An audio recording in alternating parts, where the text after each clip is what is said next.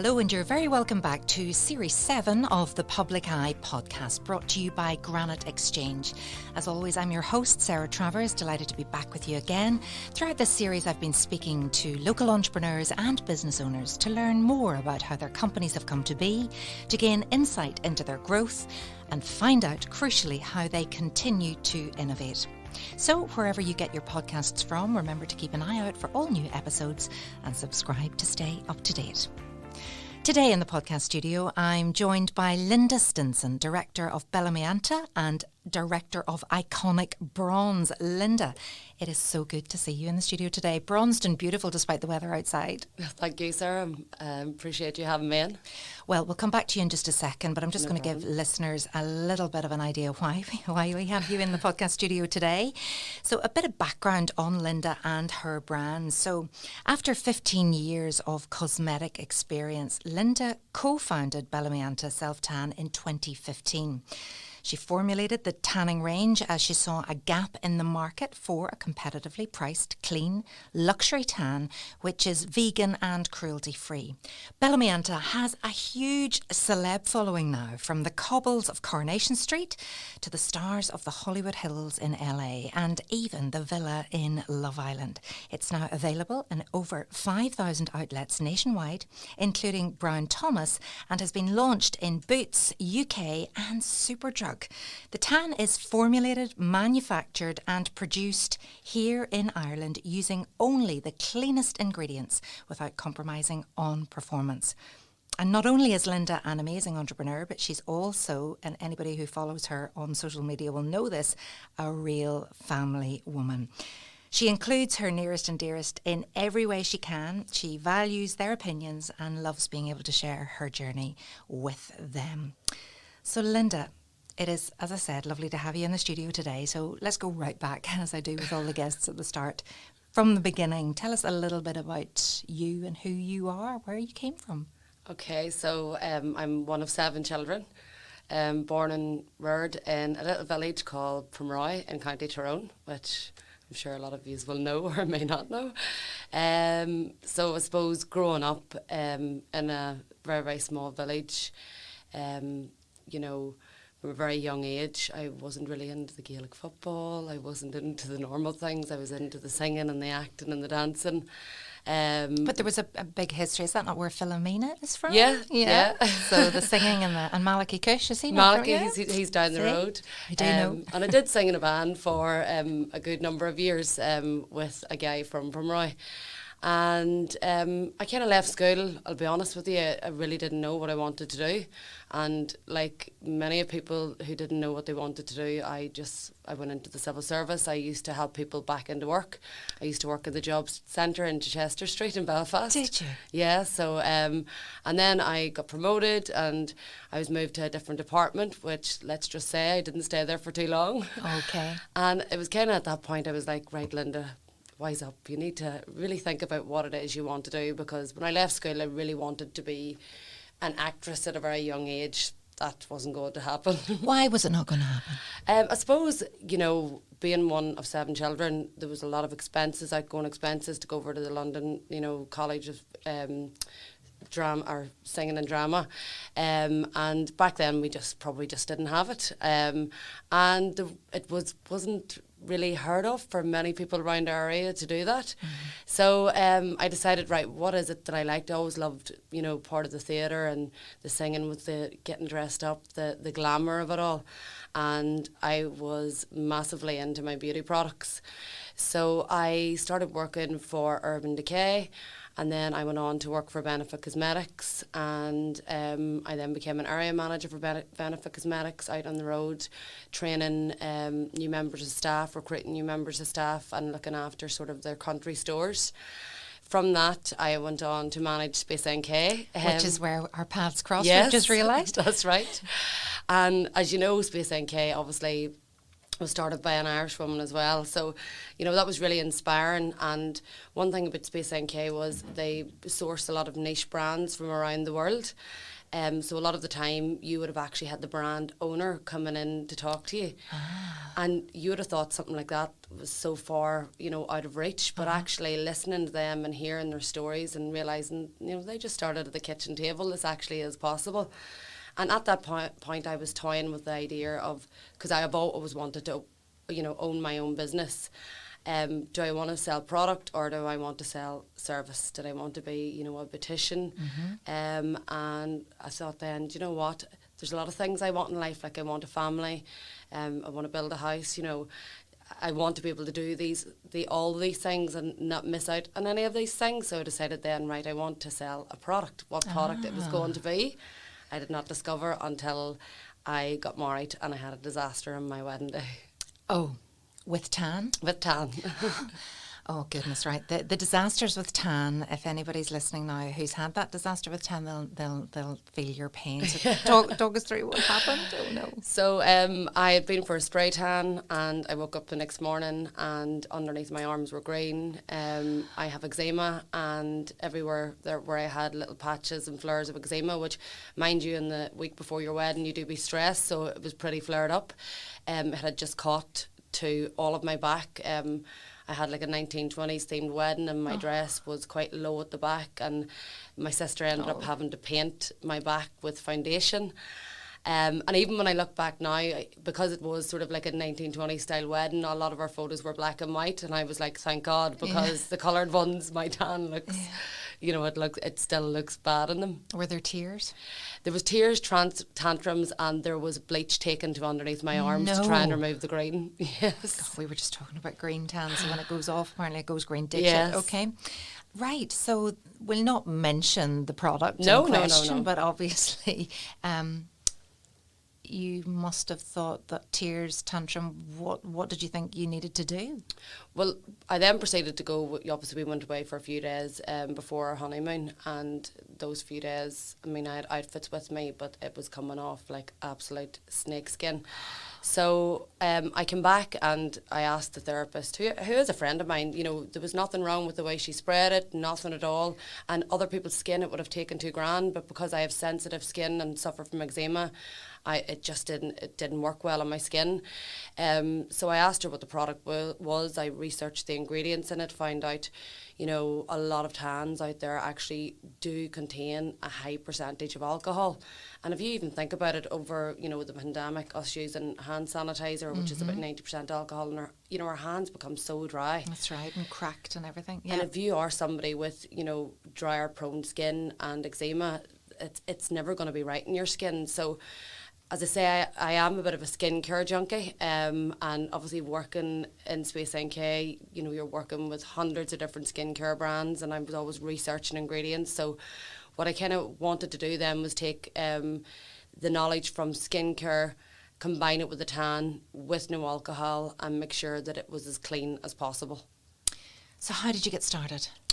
So starting off, I did a bit of research, obviously having a bit of a business background with working with those other brands and hearing other brand owners. One main thing for me was I wanted to ensure that I owned my formulas. So a lot of the factories that we were actually visiting and researching, they'll formulate, they'll charge you for the formulation. However, they will own your IPs. So if you ever want to, say, upscale your manufacturing or move your manufacturing, you know, you'll have to completely reformulate. And again, you know, for a business like ours, if you've spent so long formulating, I mean, our first product we formulated for like 2 years, you want to ensure that you have the total rights over that formulation. So we looked at a lot of factories within the UK, and then we looked at factories within Ireland, and we actually found one in Ireland who they had never made like mousses or lotions before. They'd only ever did like spray tan, so this was a first. I'm still working with the original lady who did our formulations. I'm still formulating with her. And the great thing about them was you actually owned all of your own formulations. So at that stage, that factory was very, very small. Then obviously with our business, they grew. Right. And now they've actually... So would they be producing tan for other people as well? They are now. Okay. They weren't back then. But they're probably one of the biggest manufacturers of tan now within Ireland and probably the UK. Okay. back So then, we would have been like their first customers. now, there were other people doing tan. Oh yeah, there was. So I'm thinking of Alison Hogg, you know, whenever she Yes, started that's right, out. yeah. I remember, you know, her story of success in developing tan. But you knew there was a market out there, though, that even though there were other brands available, you know, it was quite a competitive market, but maybe it's even more so now. Yeah, no, look, it was a really competitive market back then. It's even more so now. And, you know, we did get a lot of resilience, you know, and a lot of people closing the door on us. And a lot of people saying, well, you know, why would I buy yours when there's so many already in the market? And I think then for us, it was just like we believed in our product. But also we knew that we needed some sort of a hook to ensure that they would start to use our product over others. We had obviously used the highest grade of ingredients, but we had made it more price competitive than the other leading tans within the market. I realise everybody has their price point that they're going to go to. And for me at that stage, like I was, you know, a working mother. Right. And was I going to spend £30 to £40 in a bottle of tan? No. But was I going to spend £20 on a bottle of tan that made me look good, didn't cling to my skin, and didn't have the dreaded, you know, snake skin wear off? Yes, I would definitely spend £20. So I think I always laugh. I say down south they shop in €50, and up in the north we shop in £20 notes. This podcast is sponsored by Granite Legal Services, a niche business and immigration law practice located in the heart of Newry City. Granite Legal Services provides legal advice to both individuals and companies alike across a wide range of industries, from employment, commercial or corporate law matters to immigration law. Granite Legal Services focuses on providing legally sound, practical advice to its clients. To get in touch, visit www.granitelegalservices.co.uk or contact 028 3026 2200. So whenever you're developing that product, obviously looking after your intellectual property and patenting your idea and everything that goes with that is so important. But testing it on people is so important too. And the fact that your products are so natural, and you obviously aren't going down the routes of animal testing or anything like that. No, definitely not. It's real people. How did you try and see what worked? Half of the staff on Space NK.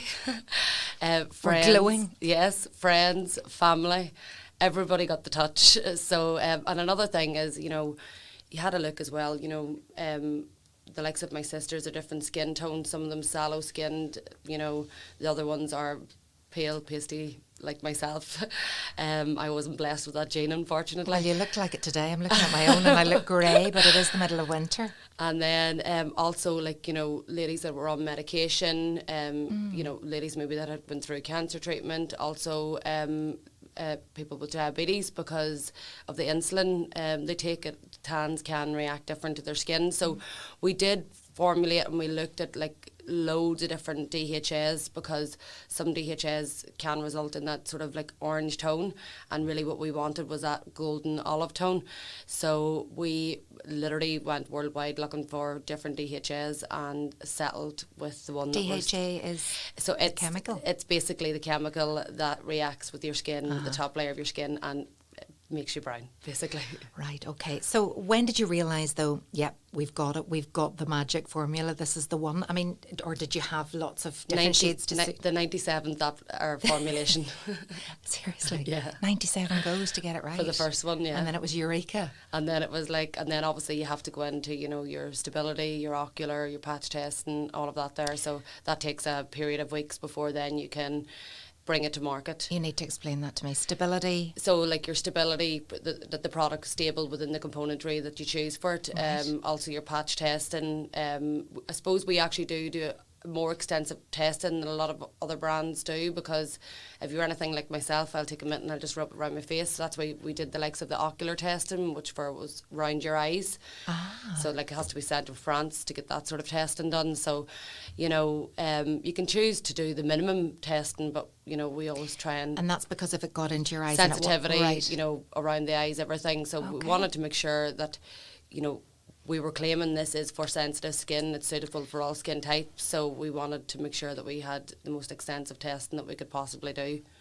Now, how open do you think women, and maybe there's a difference on different parts of the island and farther afield, you know, how, I know myself, I'm a bit of a creature of habit, I like what I like, and then to actually try and take that leap and try something different, I would feel a wee bit like you on your, you know, what if it all went wrong? What would you recommend? So for us at that time, we knew that was something that was going to happen. And obviously, you know, I'm from a cosmetics background. I know when I'm selling to customers previously in the past, for them even to change their foundation, their mascara, you know, they're creatures of habit. They like to stick to what they know. So again, it's about education and educating them about, you know, why this is good for your skin, and, you know, obviously educating them on how to apply it. The great thing for us at the time was we had actually developed a mitt, and it was in the shape of your hand with a thumb, and we were the first ones to the market with it. So it was all plastic lined and grip proof inside. It was made of like a luxury velvet, so it basically buffed the product onto the skin, which made for an easier application. And because of the grip-proof lining, you know, it didn't move about on your hand like the other mitts in the market. Unfortunately, we couldn't patent it because it is the shape of our hand. So let's just say there's a lot of them out there now. Right, there's a few more. Well, you know, they had to copy someone, and why not you? When did you know, though? So you got the 97th formulation. When did you know this is going to be big? I would probably say when we developed our first mousse, and we were sitting with back orders of over 20,000 units, and we couldn't get componentry fast enough to fill it. Right, and then you've got that supply and demand crisis. So talk us through, where were you at this stage in terms of where you were producing, you know, where were you doing business, and how much have you had to grow? So we were, at that stage, we started off obviously in my garage. Right. So I had an office so many off the garage. Not the kitchen table, a wee bit too messy. My husband thought he was going to put cars in it, but like it wasn't happening. And I had a wee office off to the side of the garage, which again he thought was going to be his office, but I took over. I had just had a baby whenever we launched, so what I did was I was actually contacting, again from my experience of working in the cosmetic industry, I've seen how brands were utilising influencers and bloggers. So I looked at all the counties and I picked few different bloggers within each county, contacted them, sent them down product or went and met them for coffee, and asked them to give their honest reviews on the products. I think we were kind of one of the first brands, you know, to do this around Ireland that was actually utilising bloggers and influencers within that way. Then we moved from there and we moved to a little warehouse in Primroy. And we then moved from that warehouse to doing all of our distribution from the factory, and just having office space up here and down in Maynooth, down south. And then just before lockdown, we moved into our new bigger warehouses with our offices attached, and we have literally just taken on a second site there about a month ago, which my poor father is currently having to do all the work too. It's an incredible story, and it's been an incredible journey for you so far. When you started out, did you get much resistance from those around you? Because, you know, the purpose of this podcast, I suppose, is to inspire people maybe to think about starting a business. But what was it like? How much support did you get from those around you? Well, obviously friends and family, you know, I've got loads of support from friends and family. We did self-fund everything. Did you? At the start ourselves. I mean, I sold the nice car that I was driving and got myself a little small runabout so I could put the money into buying that shipment of mitts from China. And then we did obviously get a bit of support from Invest NI in terms of, like, you know, how to trademark your name, also, you know, with our business plan. And then friends and family, I mean, were great. Everybody around home was so supportive. I think where we got the most resistance was from the wider audience, like certain beauty editors completely closing the door on us, wouldn't even give us the chance. But now write about our products. And how difficult is that to say, yeah, I'll give you an interview? Do you know what?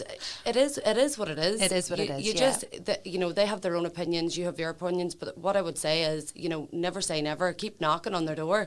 You know, don't close the shutters don't down. close shutters down. Don't let it annoy you. Just People take a while to change, that's don't it. they? And then keep knocking on their doors, and someday they'll listen to you because they'll get sick of you knocking. well, oh my goodness, you don't need to knock anymore. That's the thing. And you've been knocking at some amazing places over the years. You talked about influencers and bloggers, but tell me about the stars, I suppose, that have been using Bellamianta products and loving them. Yeah, well, I suppose the big one for us, we've recently, last year, just did a collaboration with her, was Maura. And look, I'm going to be honest, I never seen us as a collaboration sort of brand at the very, very start. But again, that is the way the market is going. And for us, it was a real natural progression with Maura, because Maura actually worked with us before she went into Love Island. She'd done So several. tell us about Maura, for those who are listening now that are going, who's Maura? Maura Higgins, so she was in Love Island. Yeah. So she worked with you before? Yeah, so she would have did, she worked with us as a brand ambassador. So she would have did, you know, social media posts for us. She also did a lot of modelling for us at various beauty shows. And do you know what? The two of us just got on well. We're kind of two of a kind, let's just say. So did she wear the product on Love Island? Or? Yeah, she was wearing it. I seen all the bottles. Loads of them were wearing it. She was going mad. She said they were all rubbing the bottles off her. The men too, probably. But they weren't allowed to show any brand, and they had to put like labels around it. Right. But obviously we now have the collaboration with her, and it's just been launched into Superdrug there in January. Because of that collaboration. Yeah, it's her collection that's in Superdrug. So just to even talk about, that's worked really well for you, but there's a lot of businesses out there maybe, you know, they wouldn't work in that arena, that social media influencers are something they just don't understand, and probably quite rightly so, maybe are fearful. Who do you align your brand to or with? What advice would you give? Because there are people out there that, you know, would take your product no problem, and you know, who do you trust? I think for us, when we actually reach out to anyone, we will send them out the products first, and for us it's important that they actually like them and they want to use them, because you know, you want somebody to come across as genuine yeah. and honest. And that was one of the reasons why I didn't hesitate to do the collaboration with Maura, because she had been using the products. She absolutely loved the products. And I think that is key when you are working with different influencers. You want to look for people who maybe are professionals within their industries, especially within the beauty industry. You know, a lot of people take advice from makeup artists who are using, you know, those products day in, day out, who are professionals within their own right, who will know the difference in the ingredients in the products. And then, as well as that, people buy people, and people want to see normal people use the products too. Like, they don't want to see models use the products all the time. They want to see the normal somebody like housewife. Yeah. You know, they want to make sure that, you know, well, oh, she wears tan too. I'm actually surprised at that. You know, and even actually you were saying that Caroline from Dig was in earlier, and Caroline is a brand ambassador for us. And I remember when I approached her, and I knew that she used the products, and she said, God, now, I don't know now, Linda. And I go, but Caroline, that is the type of people that people want to see, the normal people, and they want to take their genuine, honest advice, because they'll believe them over maybe believing a celebrity who is getting paid £10,000 for a post and throwing it in the bin, or maybe didn't even have it on in the first place. Yeah, I know, and it is that trust issue, because I think in the world that we live in at the minute, there's so much greed around, and there's so much distrust and mistrust. So I think getting back to aligning yourself to somebody who has the same values as you, or the same market, and, you know, is a bit like yourself. It is kind of, and, you know, that is, I like to work with people who I like. Yeah, I know. And we all do. You know, sometimes that doesn't always work out, and you have to move on. Yes. And I think it's also knowing when to pull the pin, and realising that, you know, don't keep flogging a dead horse. This isn't working, let's move on. I sense a story in there. Maybe that's for another time. Oh, there's loads of them. Well, did you get your fingers burnt over the years? Of course, look, I have come up against so many obstacles. This journey has not been one of a bed of roses. You know, I've had a business partner at the start. I don't have a business partner anymore. So, like, the past, 3.5 years, I haven't had a business partner. And was that difficult? Because, you know, it's great to have a business partner, I think, at the It is if start it works and out, yeah. getting things going, but you need to, you know, gel, or you need to know when it's time to, I to think, walk away. you know, the big thing for me, if you're ever getting into business with someone, is to ensure that when you sit down, you do align your values. Because if you do end up with a difference of opinion, you know, it doesn't work out. And, you know, if you can, you know, sort it out and break up amicably. Amicably, I know it's a hard one. That's a hard word to That say. is hard. That is so much better than having a row on your hands. But like, for me, if you can do it yourself, and if this vision was always yours, do it yourself. Right. And was the vision always yours? I think the vision from the start of me wanting to own my business and the whole tanning disaster with the wedding, although I'm not saying there wasn't input from the other person, of course there was, and there was valuable input from them, but I think I maybe had a little bit more passion about, you know, building the brand, not just building a business. So without delving too deeply, was it a relief to go your separate ways, or was that like starting over again? What did it feel like? It was a big relief at the end of it. Did you worry about going out on your own? No. Or you knew you could do it? No, I didn't worry at all, because I'd been running the business before we split for over a year by myself anyway. And, you know, I didn't worry about it. It was a costly, let's just say, breakup. Okay. But, you know, it is what it is. You move on, you know. There'll be many people listening to this will understand. You take it as a learning lesson. You know, you don't let it get you down. And, like, now I've totally rebranded Bellamianta. I've changed the logo. I've changed the look, the feel, everything of it. And to me, it just aligns more with me and my personality and everything that I'm about. So Bellamianta, where did that name come from? So Bella obviously is beautiful in like so many different languages, and then Mianta is Irish for aspirations, so it was like beautiful aspirations. Oh, I love that. That's really good. Now tell me, Iconic Bronze, is that the new you? So Iconic Bronze is actually, it's 3 years old now. And how Iconic Bronze came about was we were actually getting a lot of customers say, oh God, resistance to £20 where they're buying their tan for a fiver or a tenner. We had been approached by a lot of the bigger retailers. So, for example, you know, Primark. And obviously, when you do go into Primark, they are a value brand, you know, they will discount it slightly.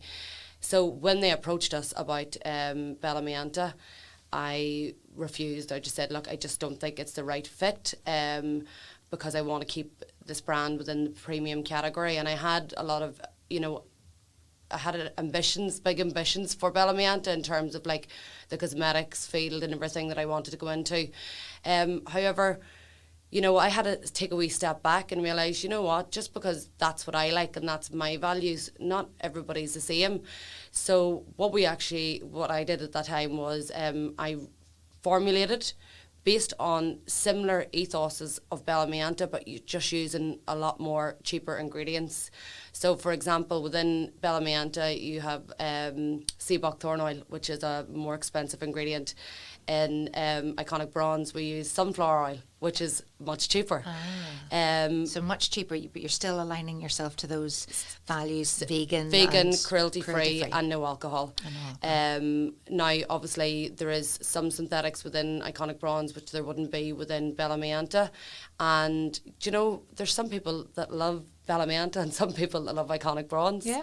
And again, it's a price point thing. It's, you know, you can buy it for €10 in Primark, tenner and pennies, and it sells unbelievably well. So there you go. You've tapped into another market, and I suppose you've challenged yourself to think differently as well. What's been your favourite range to develop? Because I know you've diversified again into lots of things. Yeah, so we are obviously diversifying into a lot more colour cosmetics, because coming from a beauty background and absolutely loving makeup, you know, and you know, having trained a lot of girls in makeup, and, you know, just if you ever walk into my bedroom at home, there's just makeup everywhere. That always was one of my goals. So I think we are currently working on a project at the minute that is due to launch in late July, and I would probably say that's probably been my favourite to date. Bar that, the Cock Crease Queen collection with Olivia and Emma was really, really good. Tell me about that. So Olivia McVeigh and Emma Kearney. So they're both sort of like big on TikTok and Instagram, both makeup artists, and actually Emma's from Newry, so she is. There you go. And Olivia is actually from Tyrone, and Olivia used to work in the packing room in Bellamianta. Oh.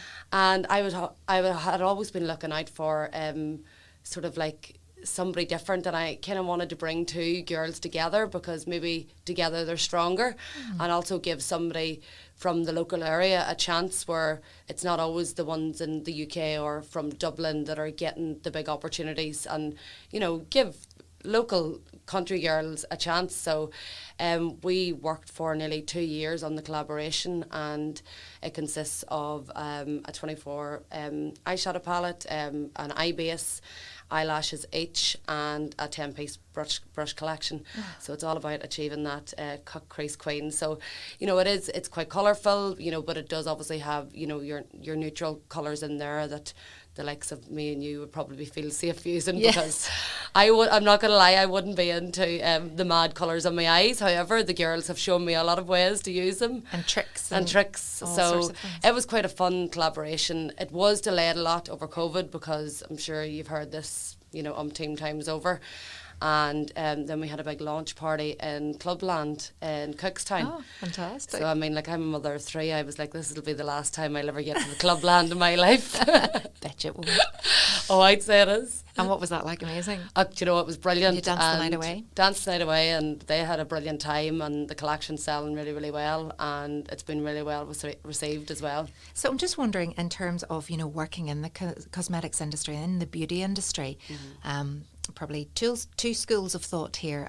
From an outsider's view, is it quite a bitchy world? Is it a competitive world? Or do you find that you all, you know, is it makeup brushes at dawn, or do you all support each other? Well, do you know, funny, we can do two answers if you want. No, funny you say that, because I remember working on the beauty counter in Craigavon in Rushmere in Urban Decay, and the girl across the road was YSL. And I remember a customer, me and her were standing, we were laughing our heads off, we were having a good old time with ourselves standing on the counter because it wasn't that busy. And she just stood there and she goes, do you know, it's great to see two girls like this here getting on. And I was like, what do you mean? And she goes, oh, I would have thought you would be bitching with each other, trying to win each other's sales. My customer. Yeah. And I was like, no, it's you know, it's not like that there, because if you're coming in for YSL, you're coming in for YSL. If you're coming in for Urban Decay, you know, you're coming in for Urban Decay. You know, if you're walking about and you don't know what you want, of course, either of us are going to try and grab you. But at the end of the day, you know, whoever gets a sale gets a sale. But, like, you want to get on with the people that you work with. You're going to get bitching anywhere, and that's so why the do people have that image? Is it about that sort of beauty industry? I think it's just the beauty industry. Like, if you come into our office, like, I'll give you an example. The girls that are working for me now, one girl in particular, before she started working for me, she said, Linda, before I started here, honestly, I thought you would have been like devil wears Prada, you know, brand wearing, handbag, high heel wearing every single day. Don't mess with me. And she was like, you are like the total opposite. Oh. And I was like, well, do you know what? That is just not my natural being. Yeah. You know, I am who I am. You know, there's 5 girls in our house, so, you know, you learn when to pull your horns. But that's nice to hear, though, isn't it? And that you are a real human being. But I suppose so much of what you do is about aesthetics, is about beauty, is about the visual, is about the social media. So your looks are always on, you know, show, always being judged when you are the face, if you like, of your brand as well. Yeah. I know you've got other influencers now, but people will look to you first. Do you feel that pressure? I suppose if you're going to events or anything, of course you feel the pressure. You know, I'm only human at the end of the day, but I think for me, naturally, I love putting on makeup. Right. I love getting my hair done. I love getting glammed up. So it doesn't feel that much pressure. But I suppose when you're standing in a room full of, you know, absolutely gorgeous women. You know, everybody judges themselves. Everybody has those insecurities. So and even those gorgeous women, the models they themselves. have the insecurities as well. Like I work with models, and you know, you'll hear them talking, you know, I don't like this about myself, and I'm going, Jesus, if I had your figure, you know. But a little bit of tan always helps, doesn't Exactly. it? Makes everybody feel so much better, just to feel a bit sun-kissed, as long as you don't have a bad experience like your wedding.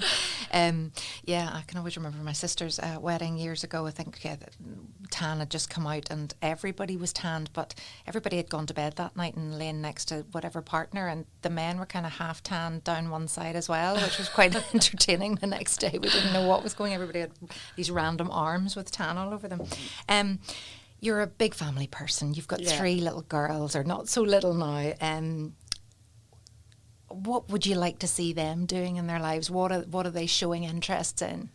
I think, you know, I just encourage them to follow their dreams, do what it is that they want to do, but also realise that they have to work hard for it. Because I think there is quite a generation at the moment of, you know, I'll just dream about it and it's going to happen. And, you know, we were brought up with an extremely good work ethic. All of us have very good work ethics, and I do see it coming through quite a lot, that the work ethic in a lot of people isn't there. And it's one of the key things I look for, even whenever I'm employing people. You know, I don't care if you have 20 million degrees, if you have a better work ethic than that person who has, you know, much more qualifications, you're going to be much more better for me in my company. But, you know, I do try and instill that in the girls. But I also do want to pigeonhole them into, you know, whatever I'm doing. You know, so you don't want them to take the company on? If they do it, they do it. Yeah. But I'm not going to put them under any pressure to do it, because, you know, if they want to go and travel the world, or, you know, if they want to become, you know, a superstar, I always say, you know, I have 3 in the house. I have Savannah, the silent assassin, Ruby, the rock star, and Holly, who thinks she's Emily out of Paris. So quite different personalities. Which is great, isn't it? Yeah. And you know, especially with young girls, I suppose it's just, you know, let them find their own children path. be children. You know, play. I had a great childhood, and we were never put under pressure for, you know, having to achieve this or achieve that. Of course, you had to work hard and you had to help out in the house, and, you know, when you were a teenager you had to go and get your part-time job and earn your own money, and I think that instilled great values within us. But at the same time, we never wanted for anything, but we weren't spoilt, and I think that actually has helped us through life a lot. So how many people have you got working for you now too? There is 22 at the moment, yeah, and Nice. we're just recruiting at the minute. We have some girls going off to travel, we're having to replace them, some girls going off maternity, and we're growing some of the internal teams. So there is, I think, we're recruiting for about 5 different people at the moment. Oh, who are you looking for? What kind of person? Warehouse operatives, digital advertising executives, paid social advertising executives, and people to join the new product development team. Fantastic. Do you pinch yourself? Do you ever pinch yourself and think, I can't believe all of this? Do you know, people always say to me, Linda, oh my God, you've done so well, but I don't even see it. I don't even look at it like that. Because once I do something and tick it off the box, and I'm right, what's the next thing? And then they always say in business that you should always have an exit strategy. Do you know when's the right time to sell? When I'm not fit to do it anymore, and I've lost, if I ever lose my passion, then I think it's time for you to get out. But also, you know, if there comes a point, you know, in your family life, or, you know, for health reasons, you need to know when, you know, it's the right time to leave. However, I don't see that happening to me anytime soon, because, you know, I have my 3 girls, and, you know, when I had Ruby, my second child, just whenever I had started the business. I haven't had maternity leave really from my last 2 children, but that's my choice. I'm not saying that's right for everyone. That was my choice to do it, and it hasn't done them any harm. And do you feel you've got the work-life balance right, or do you ever have that? I think I probably do have. I do. You're never going to have it in terms of, like, you're always going to be working from home. You know, when you're at home, you're still going to be working. But, like, you know, if I have to go and see my child, you know, in the fish, or, you know, go and see her at a match, or, you know, go and lift her from school, I have the luxury of doing that. And because the business is obviously within, you know, a sort of 15-mile radius It's to my perfect. house, it's perfect. So that, you know, entrepreneurial spirit and being able to keep it local and keep it around family, Yeah. it actually works really, really well. The purpose of this podcast, Linda, is to inspire existing business owners and ambitious entrepreneurs to grow their business by offering an insight into the success of businesses such as yours. What advice would you give, though, to people who may have a business idea but have no idea where to begin or are unsure as to whether the risk is worth taking? So for me, I am a risk taker. However, I try and take calculated risks. But I think, see if you can't stop thinking about it and you're going to bed and you're thinking about it and you're looking at the clock and work and you're going, this is not for me, I want to own my own business, then just go for it. And I know they say that in like the Invest in I adverts and everything, but seriously, if you can't stop thinking about it, you need to just go for it, because if you don't try it, you'll spend your life with regrets. The other thing that I would always say is, you know, take loads of advice. People think people within your sector, within your industry, aren't going to give you advice. Like, I've helped loads of girls out that have been moving into this sort of industry or various different industries, because I remember whenever I started out, I did get a lot of help and I got a lot of advice. However, you know, with that advice, always don't let it hinder, you know, your vision. Take advice, but don't let it change your direction either. Be clear on what you want. Do a business plan, honestly. See once you put it down on paper. You know, putting it down on paper does really, really help, and setting yourselves sort of like not just goals but milestones. You know, you could have financial goals that you want to set yourself. You also could have, like, you know, particular retailers that you want to get into, and remember, once those goals are smashed and your milestones are smashed, set yourself new ones, because you don't want to become complacent either. There's no sign of you retiring anytime soon, I would say. Linda Stinson, thank you so much for joining me today, and hope you've enjoyed listening as much as I've enjoyed asking the questions. Please join me again for another fantastic edition of the Public Eye podcast coming up soon. This podcast was recorded in Granite Podcast Studio. Interested in starting up your own podcast but don't know how? Granite Podcast Studio can help. Record your podcast in our state-of-the-art studio, which is based in the heart of Newry City. Our studio has cutting-edge and user-friendly technology and can seat up to 4 people. We also provide an editing service for our team, using your guidance and editing notes to provide you with a flawless finished product, leaving your listeners wanting more. For more information on how you can get started, visit www.granitepodcaststudio.com.